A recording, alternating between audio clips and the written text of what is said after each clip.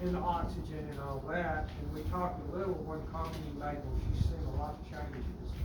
And I thought about that some, and just to recap a little, she was born in the roaring 20s, hard as that is to believe, in the era of Al Capone, in the era of Babe Ruth, in the time of silent movies.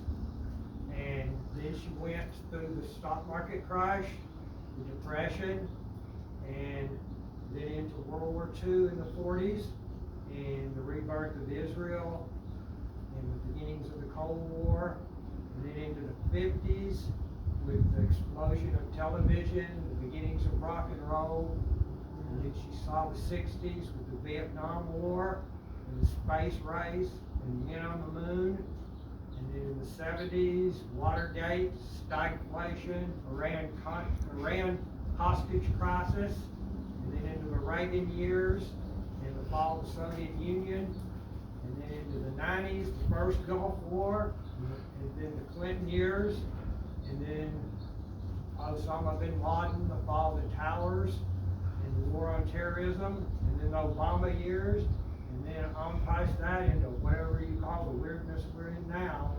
And she saw an immense amount of change in the technological change.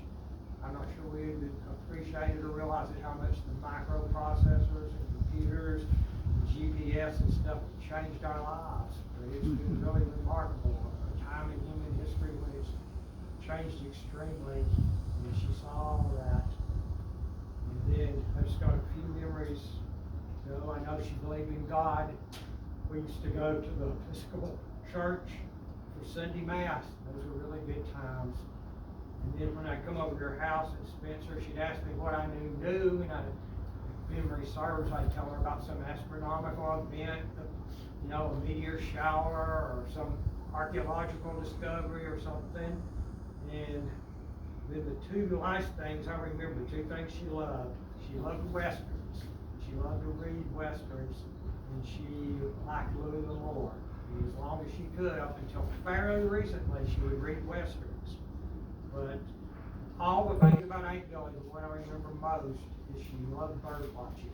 That was a big thing. She sat at her kitchen table, looked out the window at the bird feeder, and she really enjoyed that. And then she'd go on the front porch and she could watch the cows in the field and the birds, or go on the back porch and watch the hummingbirds at the hummingbird feeder, the hummingbird feeder.